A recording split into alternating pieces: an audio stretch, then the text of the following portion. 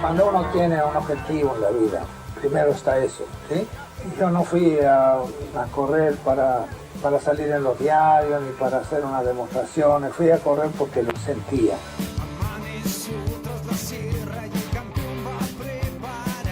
No hay muchas cosas en la vida que usted puede dominar, pero al auto puede llegar a dominarlo y le responde.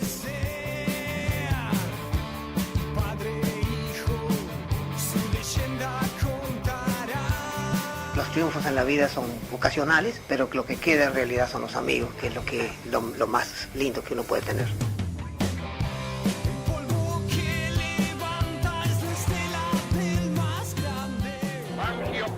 Ya de la carrera con gran ventaja sobre todos los demás competidores, mantiene a elevado promedio hasta cruzar la meta vencedor, asegurándose prácticamente el título de campeón del mundo con 36 puntos.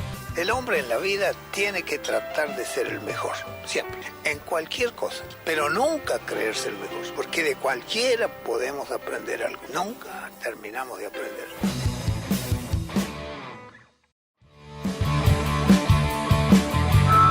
Bienvenidos a un nuevo episodio de Fangio la Leyenda. Estamos transitando ya la última parte de esta primera temporada en el Garage TV.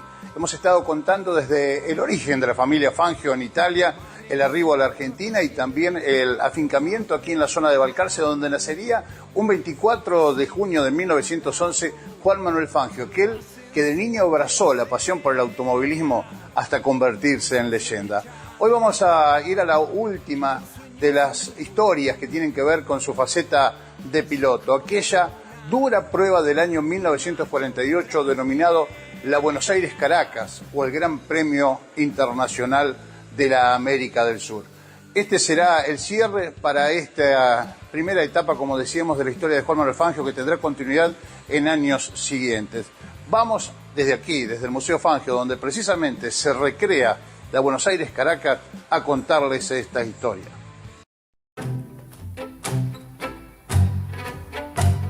Les habíamos contado ya en ediciones anteriores que era un anhelo de los dirigentes del Automóvil Club Argentino poder llevar a cabo una competencia internacional recorriendo todos los caminos de América para llegar desde Buenos Aires hasta Nueva York. Ya habían tenido varias pruebas o intentos anteriores, como fue el Gran Premio Internacional del Norte, aquel que ganara Juan Manuel Fangio, uniendo Buenos Aires, Lima, Buenos Aires. También el Gran Premio Internacional Argentina-Chile. Esos eran algunos ejemplos precisamente de este tipo de idea y de poder concretar una carrera de ese tipo, de ese estilo, con estos grandes autos, con estas grandes coupés. Y el año 1948 entonces, en un desafío titánico, por lo que significó la logística principalmente, se llevó a cabo el Gran Premio de la América del Sur, una competencia uniendo Buenos Aires con la ciudad de Caracas, en Venezuela. 5 países a recorrer, 9.639 kilómetros en el recorrido para esa exigente prueba. 141 pilotos o binomios se aprestaron para el trabajo. Lo previo fue trabajar en las unidades para dejarlas en las mejores condiciones para poder ser parte de esta competencia. Una prueba que iba a estar dividida en 2 tramos. El primero, el de Buenos Aires a Caracas, a su vez divididos en 2 etapas, una con un trofeo muy especial, General Belgrano, para el que llegara primero hasta La Quiaca, de Buenos Aires a La Quiaca, la primera etapa, digamos, de esta manera, aunque estaba dividida a su vez en 2 etapas esta competencia, una Buenos Aires-Salta y Salta-La Quiaca. Y la segunda parte de esta carrera, la Buenos Aires-Caracas, comprendía entonces desde Villazón, en Bolivia, directamente hasta Caracas también en 12 etapas más. Allí el premio Simón Bolívar para quien llegara primero en la general a Caracas. Luego también se programó una competencia de regreso para unir los autos que llegaran a Caracas y los que habían quedado marginados de la competencia pero quisieran tomar parte de esta prueba. A los pocos días de llegado a Caracas se iba a estar largando una carrera desde Lima, pasando por Viña del Mar, Santiago de Chile, cruzando los Andes, nuevamente a Buenos Aires, es decir, unos 5.000 kilómetros más, un total de 15.000 kilómetros prácticamente para esta prueba inédita. Hoy por hoy sigue siendo una de las carreras más largas del mundo. Vamos a ir a un testimonio, vamos a buscar la palabra de alguien muy cercano a la historia de los Fangio, tanto con estos autos como después en la historia de la Coloradita de Bordeaux. Norberto Mateos nos va a hacer una referencia de aquellos preparativos, porque hace poco contó una linda historia que quiero que se las cuente a todos ustedes. Yo viví toda la vida vecino de Fangio, así que para mí Fangio siempre era, digamos, el mecánico, mi vecino el mecánico. Recién después cuando fui más grande tomé conciencia. Así que andaba siempre alrededor del auto, iba a ver cuando trabajaban en el taller, me escapaba de la escuela a veces para que Fangio me trajera hasta casa al mediodía que venían. Yo tuve oportunidad de andar 2 veces en este auto. Bueno, mi papá era muy amigo, estábamos siempre, y bueno, yo jorobaría tanto que me llevaba al taller a ver los últimos preparativos, que ahí lo conocí a Urrutia. Urrutia era mendocino y resulta que se vino a Buenos Aires porque quería correr. Y lo fue a ver a Fangio para ver qué hacía, que le diera algunas indicaciones, y le dice Fangio que a ver qué experiencia tenía. Y dice, no, yo soy mecánico, me quiero preparar un auto, dice, para correr. Bueno, dice, mira, yo justo ahora viene la Caracas, si querés venite conmigo, eso nos contaba Toto, venite conmigo de acompañante, porque el acompañante que yo tengo no es mecánico, es molinero, dice, por Erizalde. Y así que si vos sos mecánico, vení, vamos. Y bueno, y entonces se vino a trabajar al taller con Fangio acá para preparar el auto, que ahí lo conocí yo, Urrutia, un tipo Fangio, así muy modesto, muy humilde. Y bueno, estábamos en el taller una noche, ya faltarían 4 o 5 días para la carrera, no me acuerdo exactamente. Y bueno, estaban trabajando y estaba el auto colgado todavía, me acuerdo que tenía. Y aparece Juan Scarpati, que era el que le hacía los elásticos. Porque los elásticos los quería hacer él porque los quería templar a los 4 iguales. Dice, pero cuando el auto cae, dice, no te hace esto ni esto, ¿verdad? Cae parejo, si te hace así te vas a la banquina. Entonces, bueno, le colocaron el elástico, eso dice el Chueco, bueno, voy a dar una vuelta a ver cómo está, qué sé yo. Entonces yo quería, le decía a mi viejo, lo agarraba, decirle que me lleve. Y bueno, al final el viejo le dice, bueno, Juan, ¿por qué no lo llevas a que está jodiendo, que sé lo que quiere Dios? Bueno, vamos. Se cruzó enfrente, me acuerdo, se lo tengo grabado, la tablatería de López Álvarez, que era el que le hacía las correas estas a Fangio, y la tapa del baúl de lona. Y se trajo unas correas parecidas a esta, por esa época no había cinturón de seguridad ni nada. Y el asiento era fierro. Así que trajo un pedazo de mandril, lo puso ahí, me sentó, me ató y salimos. Y bueno, fuimos hasta el cruce, del cruce hasta La Marta, más o menos bien, no sé cuánto iría, 120, 130. Y después volvimos por el camino de tierra de La Marta acá, y ahí sí, venía fuerte, y cada golpe, que me acuerdo de eso, porque cada golpe o lomo burro que agarraba decía, ¡guau! Me decía, y me miraba y me guiñaba el ojo. Y bueno, dimos toda la vuelta así, llegamos al taller, todo perfecto, y yo te imaginas, chocho por la vida, nunca más me puedo olvidar de eso. Y en otra oportunidad anduve en este auto, pero de paseo, le había sacado los tanques de nafta atrás, y Juan estuvo, bueno, por una circunstancia que no voy a contar, estuvo 4 o 5 días viviendo en mi casa. Y bueno, lo invitan a mis viejos a un casamiento en Batán, entonces era un pariente. Entonces le dicen al Chueco, ¿por qué no nos llevas? Dice, vamos y que venís al casamiento con nosotros. Y bueno, y fuimos, iba Juan con Beba, mi viejo, mi vieja, y yo que le había sacado los tanques de nafta, por el camino de tierra de La Brava entrando a Batán, ida y vuelta. Pero para mí, te imaginás, yo venía enloquecido, era algo extraordinario, ¿no? Son vivencias que no se olvidan nunca más. Y bien, magnífica la historia, la referencia de Norberto Mateos, que luego estaría involucrado, como decíamos, en el equipo de Juan Manuel Bordeaux y la Coloradita, que con la atención de Toto Fangio y la dirección ahí deportiva de El Chueco, sería campeón de turismo de carretera en 1966, y eso va a ser parte de otra historia. Pero ahora vamos a establecer la pausa y tras la misma nos metemos en lo que fue la carrera de la Buenos Aires-Caracas.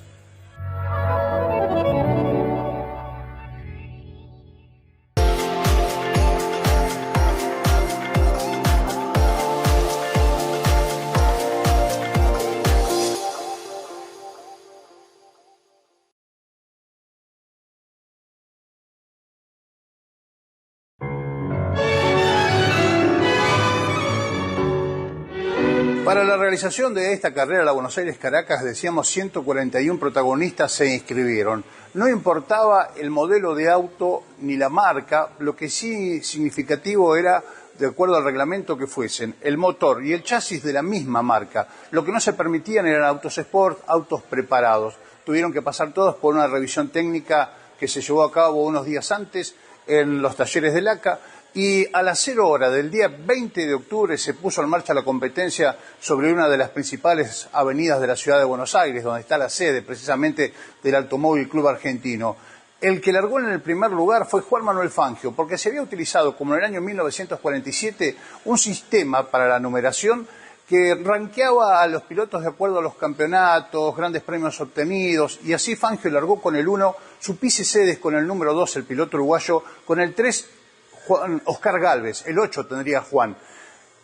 Diría Juan Manuel Fangio, me hubiese gustado ser un ignoto deportista, un Juan de los Palotes, para no tener que largar primero, porque largar en la primera ubicación iba a hacer que se me acercara enseguida Oscar y tuviéramos que salir los dos arriesgando demasiado, simplemente por ser Juan Manuel Fangio.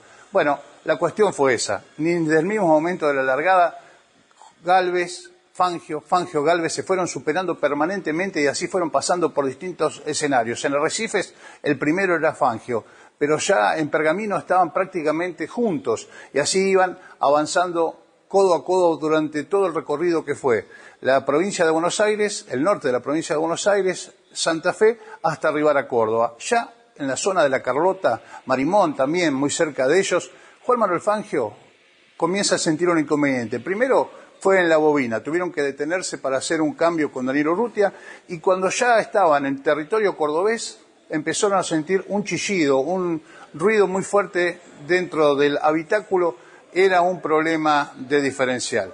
Esto los iba a dejar marginados a un costado, alguien del público le ofreció los repuestos necesarios porque no llegaba el auxilio, hasta que pudieron reparar, perdieron mucho con relación a la punta.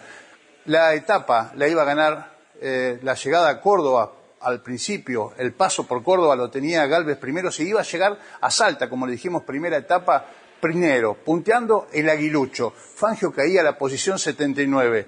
El inconveniente era que de ahí en más iba siempre a tener que largar en función de cómo iba en la general.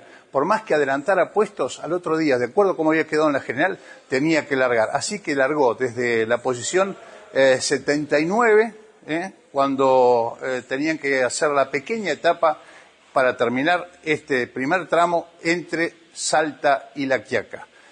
Copa o trofeo General Belgrano quedó en poder del Aguilucho. Desde Villazón, entonces ahí muy cerquita, se largó el segundo tramo hasta Caracas. Juan Manuel Fangio pudo recuperar el auto allí, cambiaron el diferencial que llegó reforzado desde Buenos Aires y empezó a avanzar. Superaba autos, 60 autos pasó en una etapa, pero a la siguiente tenía que volver a largar de atrás y volverlos a pasar hasta ir avanzando en la general. Tuvimos hace pocos días atrás un testimonio valiosísimo. Jaime Núñez Peñalosa, un peruano que tenía a su padre una hacienda a la vera del lago Titicaca. Cuando entraron ya desde la etapa La Paz, que iba rumbo ya a territorio peruano, Juan Manuel Fangio iba en el puesto 25. Primero y segundo iban los Gálvez. Al llegar precisamente a la zona del campo de esta familia Núñez Peñalosa, erran el camino los punteros en una bifurcación, tuvieron que retomar y él fue testigo de aquello según nos contara. Y vio pasar a Juan Manuel Fangio en el puesto 25 en la etapa La Paz-Arequipa, la cual Juan Manuel Fangio, acelerando a pleno, volando por territorio peruano, se iba a quedar entonces con la victoria. Cuarta etapa, triunfo para Juan Manuel Fangio. Luego llegaría la continuidad de la carrera, de allí hasta Lima, y lamentablemente en Lima había una pausa, una noche de descanso, una noche de reparaciones, y cuando recién habían alcanzado a poner la cabeza en la almohada para descansar, los levantaron a todos, los apuraron para salir a la pista porque había un conato de revolución, y entonces las tropas militares venían avanzando hacia la capital peruana y debieron seguir marcha hacia el norte. Así, sin descansar, apurados, salieron a la ruta en un horario que no era el establecido. Ya iba a empezar a amanecer, ya transitando por las costas del Pacífico con muchos precipicios. Lamentablemente, al pasar por el pueblo de Tumbes, encandilado por las luces, se produce el accidente, se desbarranca Juan Manuel Fangio y se produce el fallecimiento de su acompañante Daniel Urrutia. Sobre este accidente, Juan Manuel Fangio decía lo siguiente. Debió abandonar. Bueno, el problema vino de antes porque en la etapa a Lima estuvimos trabajando durante todo el día, después de haber corrido en la etapa anterior, y nos fuimos a descansar, que calculábamos sería a las 8 de la noche, a las 8:30 nos vienen a golpear en la puerta diciendo que teníamos que largar inmediatamente porque había un conato de revolución.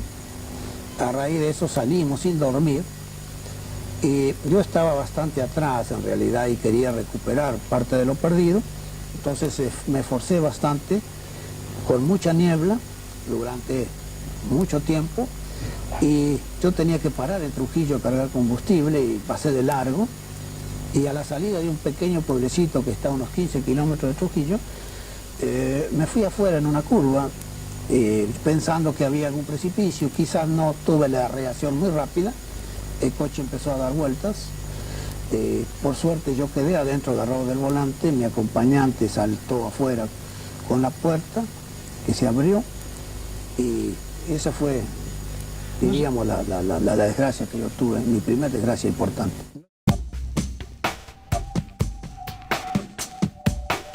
Siguiendo las luces del Chevrolet, el Ford de Gálvez también se desbarranca, pero ya hacia el otro lado. Puede sacarlo y seguir en competencia, pero fueron varios los que pararon para auxiliar a Juan Manuel Fangio y a Daniel Urrutia, entre ellos Eusebio Marcilla, que lo llevó hasta el hospital del pueblo más cercano. Juan Manuel Fangio portaba en sus brazos a Daniel Urrutia. Cuando llegan al hospital fueron atendidos, lamentablemente. Los golpes que había recibido al ser despedido del vehículo hicieron que Daniel Urrutia perdiera la vida. Juan Manuel Fangio habría de recuperarse y hubo pilotos que se quedaron allí simplemente para hacerle compañía. La competencia continuaba entonces y la etapa final los iba a tener a Oscar y a Juan Gálvez. Oscar con una diferencia superadora que hacía pensar que ya tenía la carrera en su bolsillo. Juan segundo. Pero Juan, como fiel a su estilo, aceleró todo a la largada para tratar de ganar en el camino y tuvo un vuelco. El auto fue auxiliado por los concurrentes a la carrera que lo pusieron sobre las 4 ruedas, pero quedó encajado. Al llegar Oscar al lugar, fue a socorrer a su hermano, puso una linga y se puso a tirar del auto de Juancito, pero lamentablemente quemó el embriague. Esto les iba a costar la carrera a ambos. Oscar iba a llegar al punto de partida en Caracas de tiro de un Buick. Pero los comisarios deportivos se acercaron al vehículo, levantaron el capó, tocaron el motor, vieron que estaba frío y lo desclasificaron. Quedó fuera de carrera entonces el que era el gran líder de la carrera, el gran líder de esta epopeya, la Buenos Aires-Caracas. Terminó resultando ganador Marimón. Fue Domingo Toscanito Marimón el que se llevó la victoria de esta competencia. Y Eusebio Marcilla, aquel que había perdido tiempo auxiliando a Fangio y a Urrutia, iba a ser el escolta, iba a ganarse el mote del caballero del camino. Tercero iba a resultar Juancito Gálvez. Así esta carrera. Vendría la segunda parte, la vuelta por Chile, y esa sí le iba a ganar el aguilucho. Decíamos una historia, la de 1948, que para Juan Manuel Fangio no terminaba de la manera que él quería. Regresados ya los restos de Daniel Urrutia a la Argentina, recuperado Juan Manuel Fangio, él con una comitiva de Balcarce, con su hermano Toto y otros pilotos, se dirigieron a la ciudad bonaerense de Mercedes, llevando incluso una placa para colocar en el cementerio donde hoy descansan los restos de Daniel Urrutia, aquel que perdía la vida el 29 de octubre de 1948 en el desarrollo de esta competencia, el que fuera acompañante de Juan Manuel Fangio en lo que significaría un duro golpe para el piloto valcarceño. Punto final para esta historia, punto final para la historia deportiva de Juan Manuel Fangio, también en el turismo de carretera, en lo que hemos venido desarrollando en esta primera temporada. Habrá más, lógicamente, pero será más adelante. Ahora vamos a establecer la pausa para ir a la información de las acciones de la Fundación Fangio.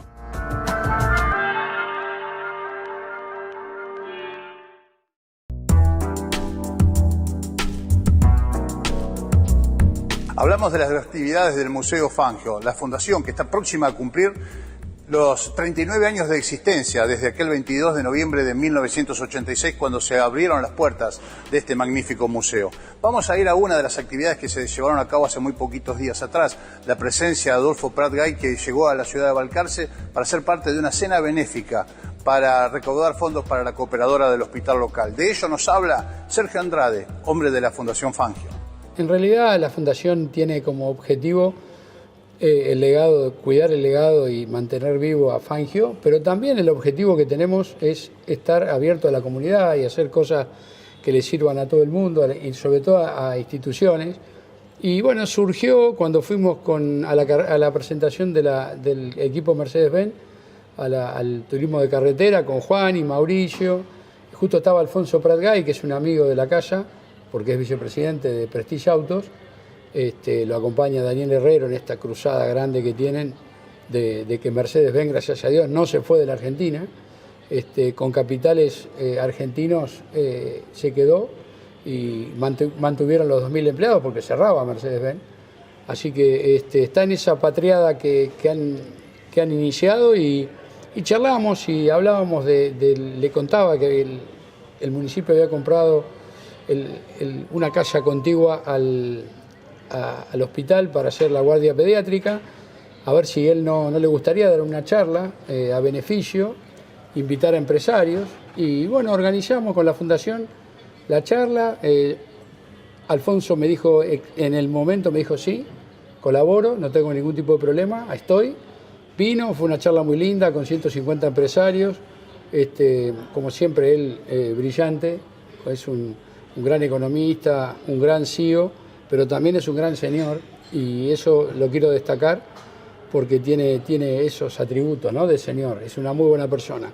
Y bueno, la fundación, gracias a Dios, pudimos llevarlo a cabo, fue una linda noche y una muy buena recaudación, que me estaban diciendo la gente de la cooperadora del hospital que estamos llegando a los 25 millones de pesos, así que ellos calculan que con eso y no mucho más hacen la guardia pediátrica, que es tan importante para Balcarce, ¿no? Porque nosotros tenemos un hospital solo, un solo nosocomio y todos vamos al hospital, los hijos, los nietos de todos nosotros.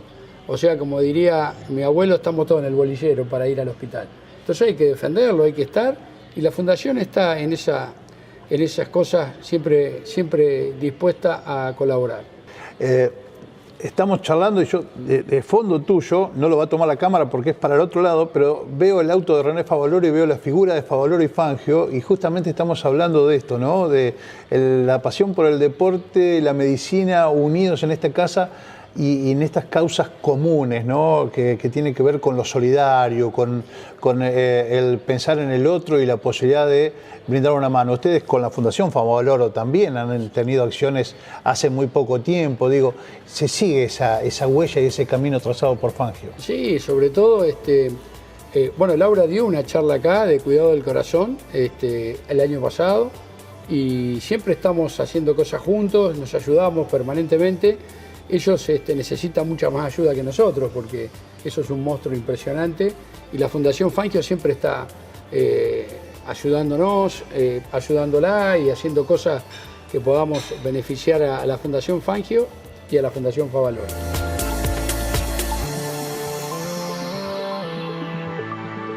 Dábamos a conocer esta actividad de la Fundación Fangio que decíamos va a estar cumpliendo, al igual que el museo, el próximo sábado 22, 39 años de vida en lo que ha sido preservar el patrimonio deportivo de Juan Manuel Fangio. Bueno, vamos a estar, y esa historia, todo lo que tiene que ver con el museo, lo vamos a estar contando exclusivamente el próximo programa. Le ponemos punto, como decíamos, a la historia de Juan Manuel Fangio en lo competitivo para esta primera temporada en el Garage con este Gran Premio de 1948, la epopeya sudamericana, esta competencia, la Buenos Aires-Caracas.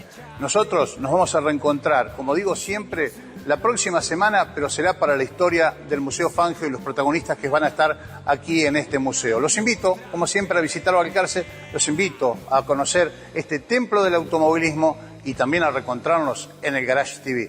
Hasta entonces.